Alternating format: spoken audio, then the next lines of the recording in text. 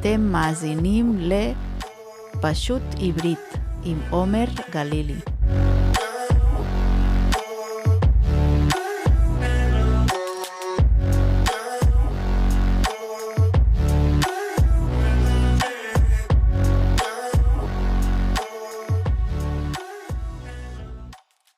שלום לכם, מאזינים יקרים.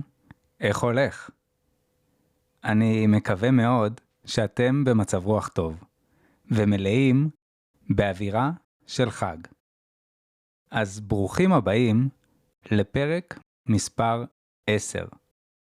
והיום נדבר על חג הפסח. חג הפסח הוא חג שקצת קשה להסביר אותו. בטח בפרק של חצי שעה. יש בחג הזה את סיפור יציאת מצרים, שרק עליו אפשר לדבר שעות.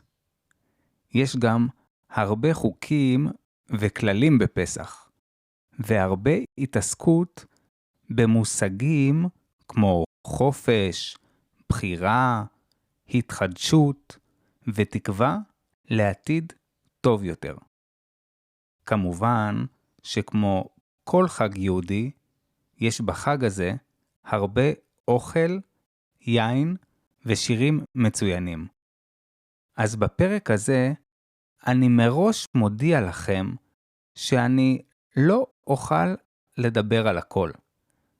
גם לא על חצי, אלא רק על כמה דברים מרכזיים שיעזרו לכם אולי להבין את החג הזה קצת יותר טוב.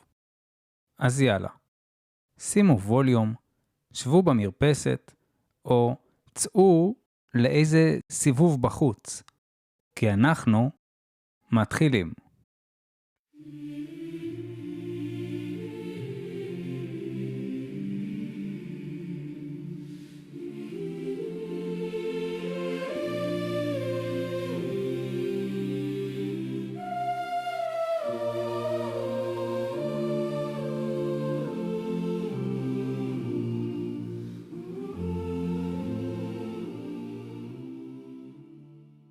חג הפסח הוא חג יהודי חשוב, ואחד משלושת הרגלים. שלושת הרגלים הם חג הפסח, חג סוכות וחג שבועות. בשלושת החגים האלה הלכו היהודים ברגל עד לבית המקדש, ובגלל זה קוראים להם שלושת הרגלים. חג הפסח הוא חג ארוך. בישראל חוגגים אותו 7 ימים, ומחוץ לישראל חוגגים אותו 8 ימים. רגע, למה מחוץ לישראל חוגגים יום אחד יותר? למה דווקא להם מגיע עוד יום של חג? הסיבה לכך היא שלפני אלפי שנים לא היה לוח שנה כמו שיש לנו היום, אלא חגגו את החגים לפי מצב הירח.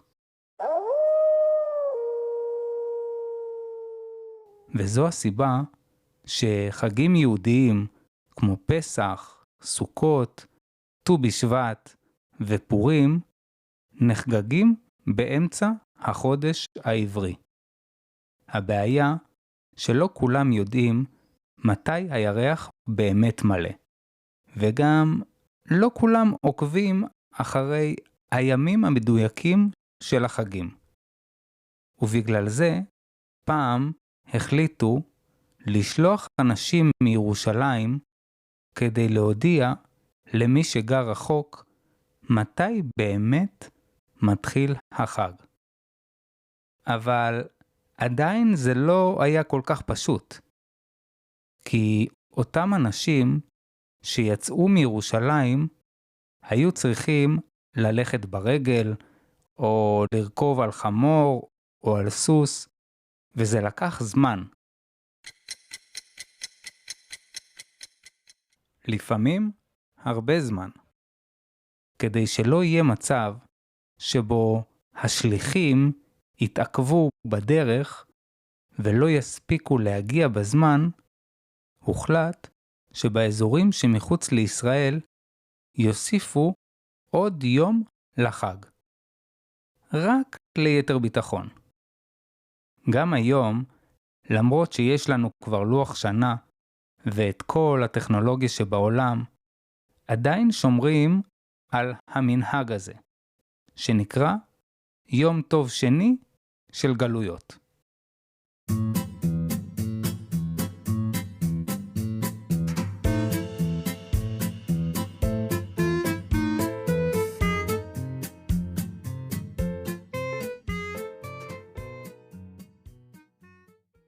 חג הפסח הוא חג שצריך להתכונן אליו קצת יותר מחגים אחרים.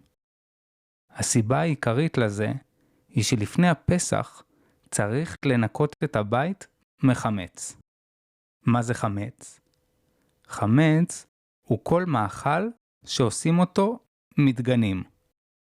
דגנים באנגלית זה grains, ובספרדית cereales. זאת אומרת שלפני חג הפסח צריך להוציא מהבית הרבה מאוד דברים. איזה דברים למשל? לחם, פסטה, בירה, קורנפלקס, והרשימה עוד ארוכה. אבל אם חשבתם באמת שבזה נגמר הסיפור, אז אתם טועים לגמרי. כי אצל היהודים שמקפידים על ניקוי החמץ, לא רק מאכלים שיש בהם חיטה מוציאים החוצה מהבית, אלא גם את כל סוגי המאכלים שאולי יש סיכוי שאיכשהו הגיע אליהם חמץ. וזה כבר אומר שכמעט כל מוצרי המזון שיש בבית צריכים לצאת החוצה. כמו לדוגמה תבלינים, שוקולדים, ויטמינים, ומה לא. רגע, אז מה נשאר בעצם? איך יודעים מה כן אפשר לאכול בפסח? אז ככה, על כל המאכלים שאפשר לאכול בפסח, צריך להיות רשום בצורה בולטת על האריזה, כשר לפסח. רק מאכלים שכתוב עליהם כשר לפסח, יכולים להישאר בבית בזמן החג. טוב, בעצם זה קצת יותר מורכב מזה. אתם זוכרים מה אמרתי לכם בהתחלה? בישראל יש כמה רבנויות. זאת אומרת, כמה ארגונים דתיים שיכולים להחליט מה כשר לפסח ומה לא כשר לפסח. וכמו שאתם בטח יכולים לנחש, זה אומר שיש אנשים שמוכנים לקנות רק אוכל כשר לפסח מרבנות אחת, ולא אוכל כשר לפסח מרבנות אחרת. מסובך, אבל בואו נשאיר את נושא הכשרות לפרק אחר. כי זה נושא גדול בפני עצמו, שכדאי מתישהו לדבר עליו.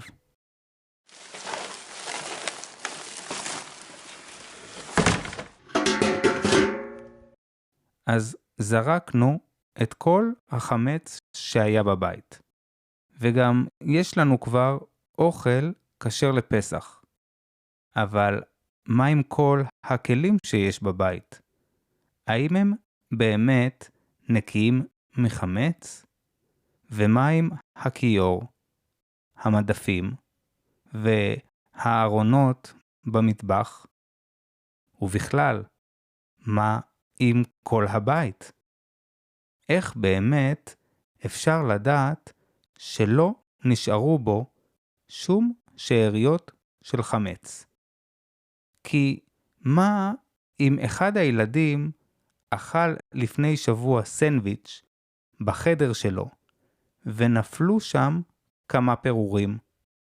אתם כבר מבינים לאן זה הולך?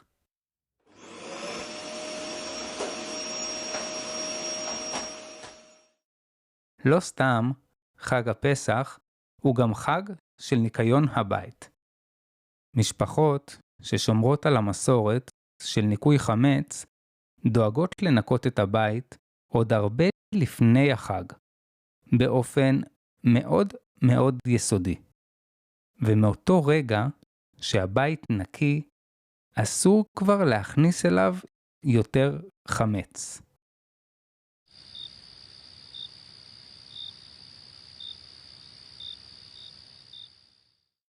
בלילה שלפני ליל הסדר עושים עוד בדיקה אחת אחרונה.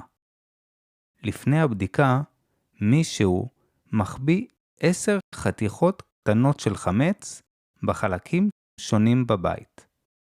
שאר האנשים מחפשים אותן בעזרת אור של נרות.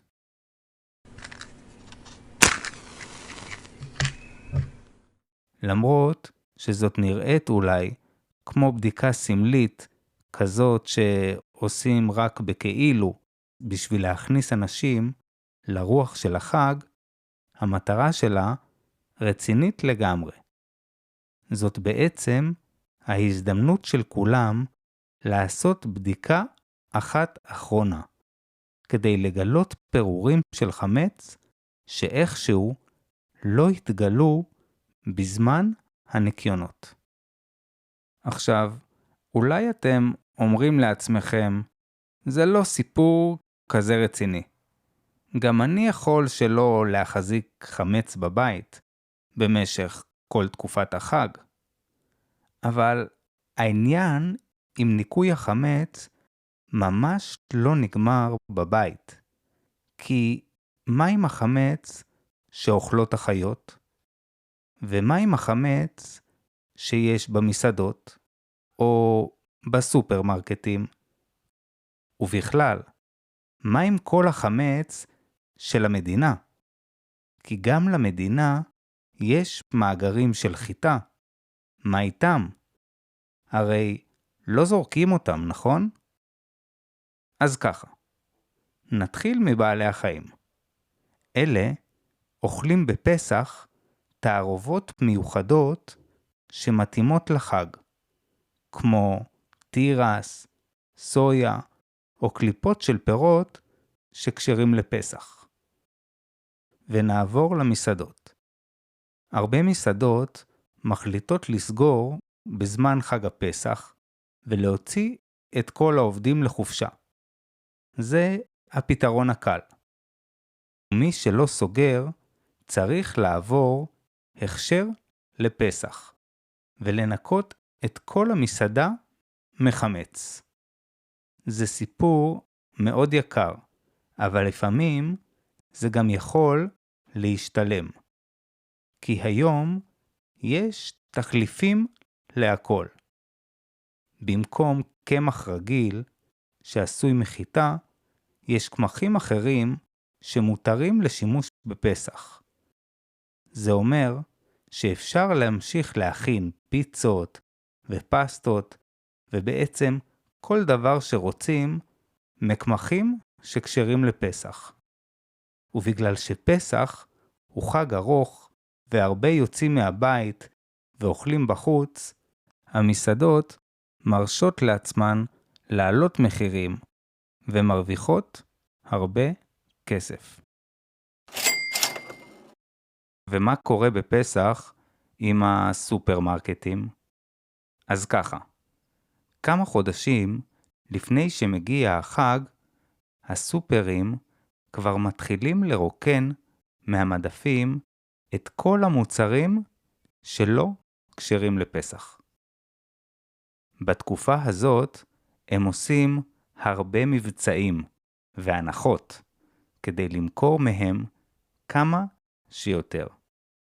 כשמתקרבים לחג, הסופרמרקטים אוספים את כל מוצרי החמץ שנשארו להם ומוכרים אותם באופן זמני לגוי.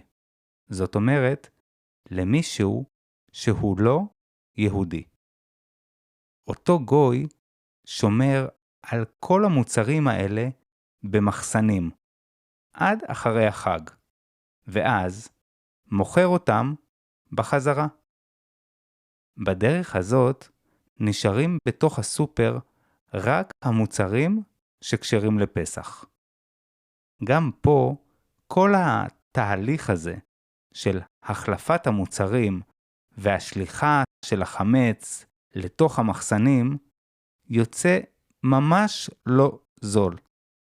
אבל אל תדאגו לסופרמרקטים בישראל, כי הכל בסוף מתגלגל ללקוח.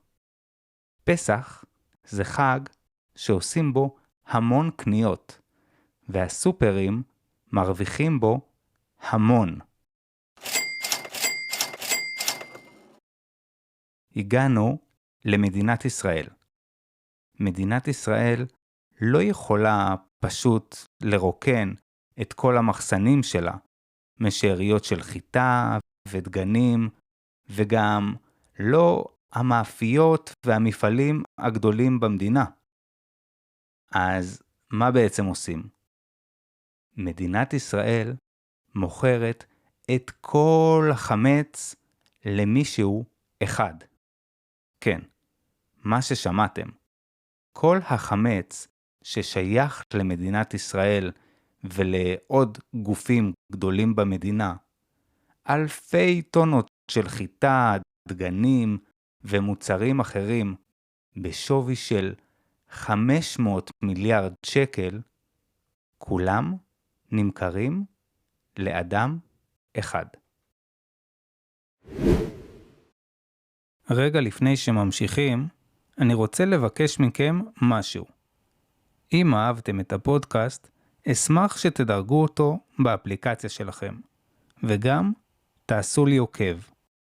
אז תזכרו את כל זה, כי עכשיו אנחנו חוזרים לפרק. ב-29 השנים האחרונות, למשך שבוע אחד, בכל שנה, הופך חוסיין ג'אבר מירושלים לאיש החשוב ביותר בישראל. טוב, לפחות מבחינה קולינרית. זה בגלל שג'אבר הוא האיש שאליו מוכרת מדינת ישראל את כל החמץ בערב הפסח. ומאיפה לג'אבר יש עכשיו 500 מיליארד שקל כדי לשלם על כל החמץ? אז זהו, שאין לו. הוא לא אילון מאסק או ג'ף בזוס. בגלל זה המדינה עושה לג'אבר הנחה רצינית, ודורשת ממנו על כל החמץ רק כמה עשרות אלפי שקלים. ג'אבר משלם את הכסף וחותם על חוזה אמיתי. כן, כן, אמיתי לגמרי, עם נציגים של המדינה.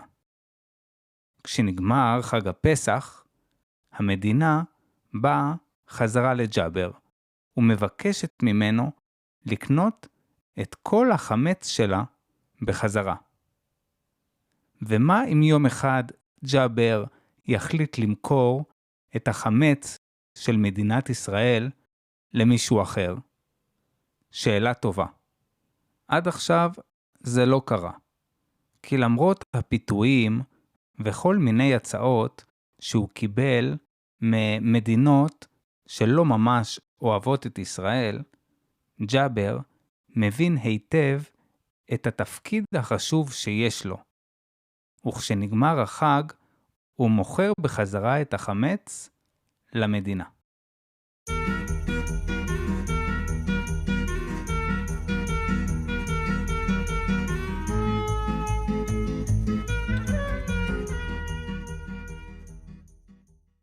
אז ניקינו את הבית מחמץ. קנינו אוכל כשר לפסח. ואפילו הכנו ארוחת חג טעימה. אבל מה עם החג עצמו? מה עושים בכלל בערב החג? הערב הראשון של חג הפסח נקרא ליל הסדר. המילה ליל היא בעצם לילה, והמילה סדר היא באנגלית order, ובספרדית אורדן. ליל הסדר נקרא ככה בגלל שבלילה הזה יש סדר מיוחד, ויש הוראות ברורות איך לקיים את ארוחת החג, שנקראת גם ארוחת הסדר. רגע, אבל איך יודעים מה הסדר?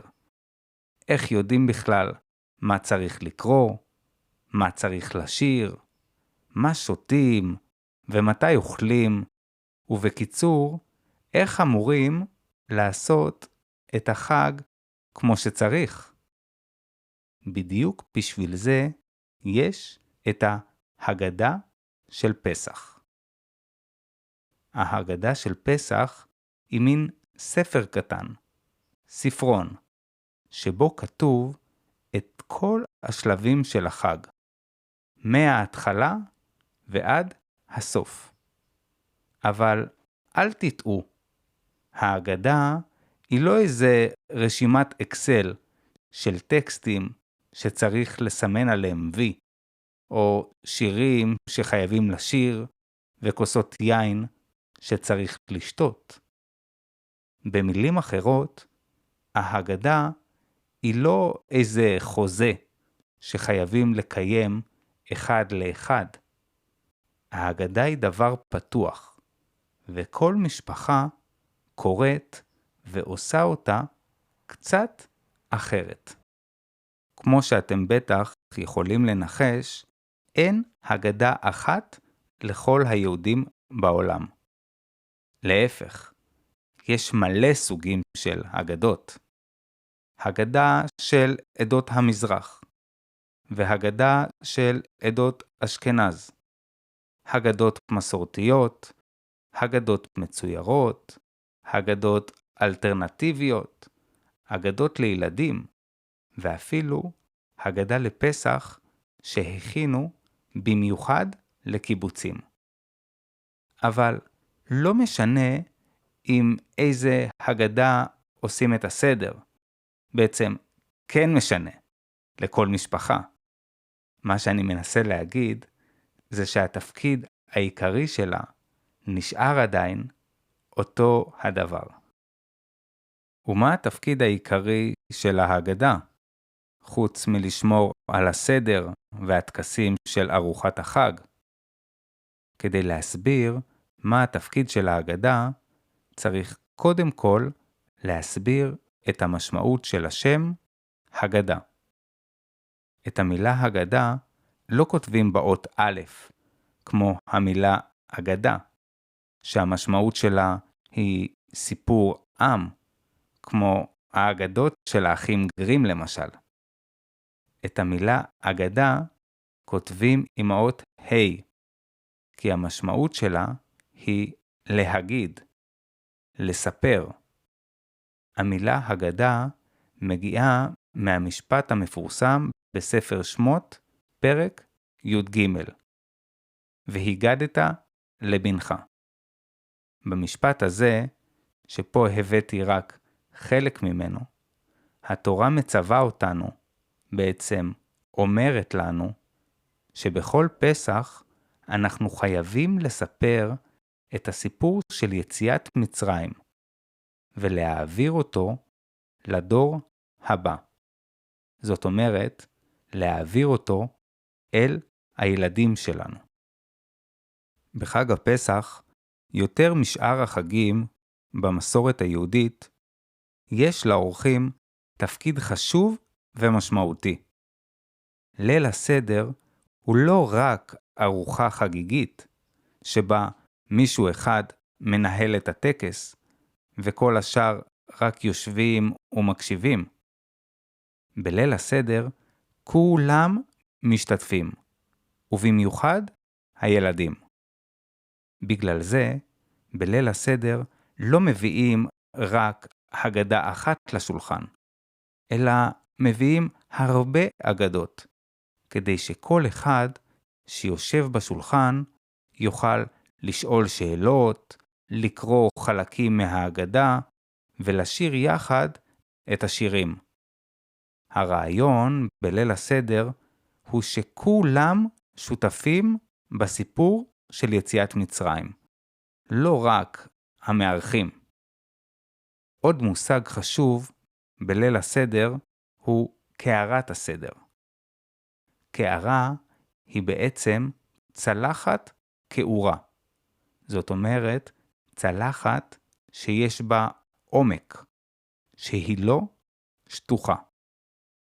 קערת הסדר היא אחד הסמלים המרכזיים של חג הפסח. שמים אותה במרכז השולחן, ויש בה מקומות ל6 מאכלים שונים. לכל אחד מהמאכלים יש משמעות סמלית שקשורה לעבדות של בני ישראל במצרים, וכמובן לסיפור של יציאת מצרים. 6 המאכלים שעל הצלחת בעצם נותנים לאורחים להרגיש את הסיפור, לא רק דרך שמיעה, אלא גם דרך מגע וטעם.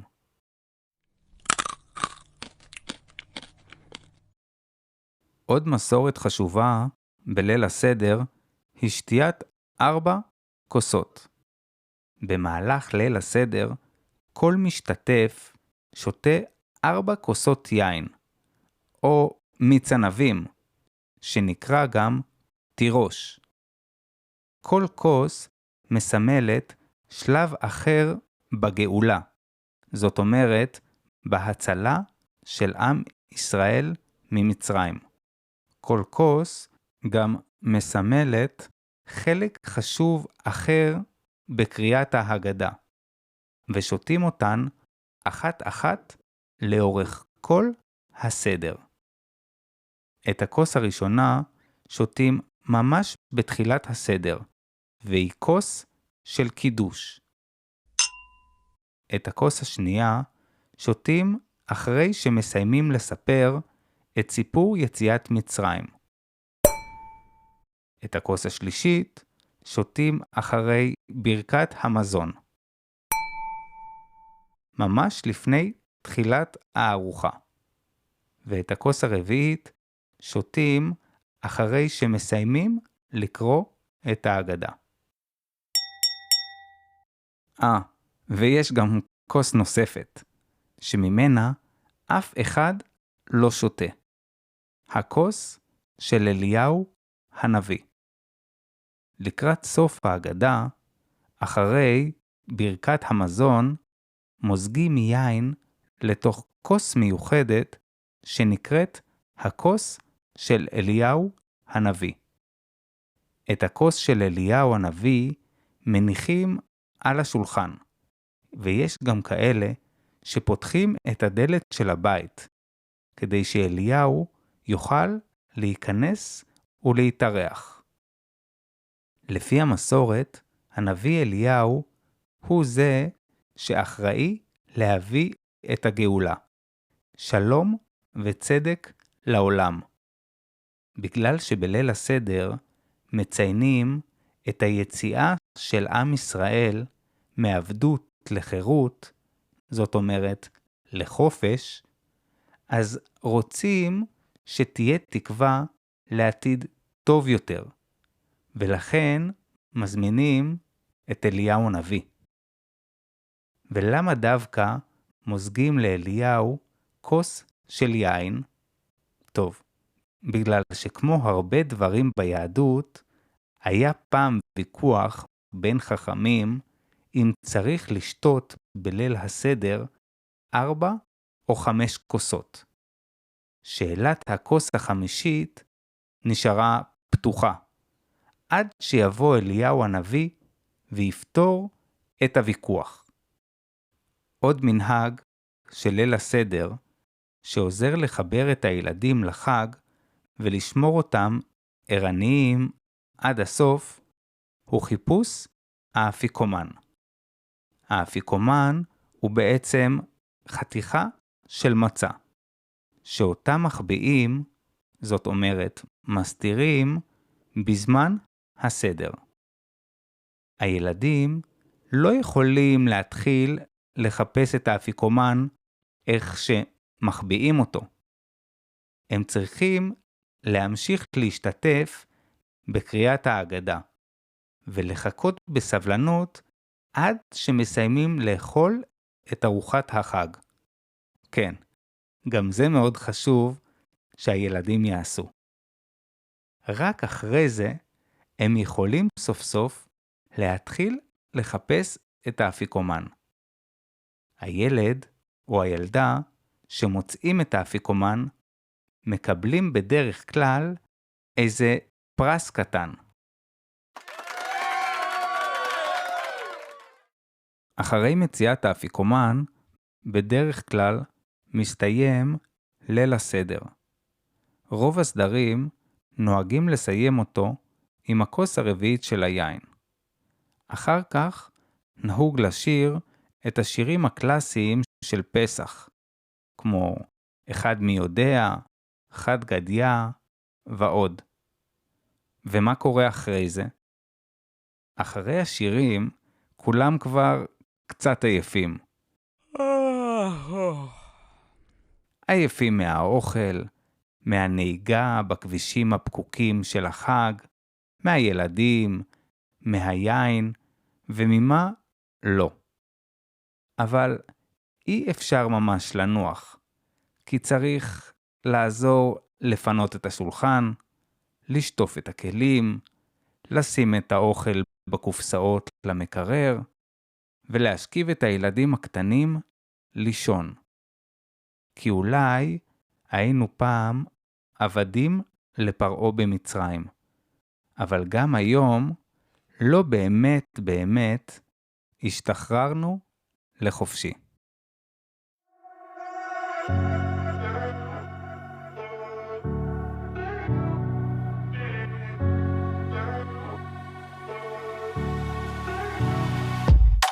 זה היה הפרק על חג הפסח. כדאי לכם מאוד להאזין גם לפרק הבא, שבו אדבר עם דורית לוי. דורית מארחת את כל המשפחה בבית שלה בשדרות. היא תספר לנו איך היא ובעלה עשו את כל ההכנות לחג. אני מקווה מאוד שנהנתם מהפרק הזה, ושלמדתם גם כמה דברים חדשים. וכמובן שאני מאחל לכם חג פסח שמח.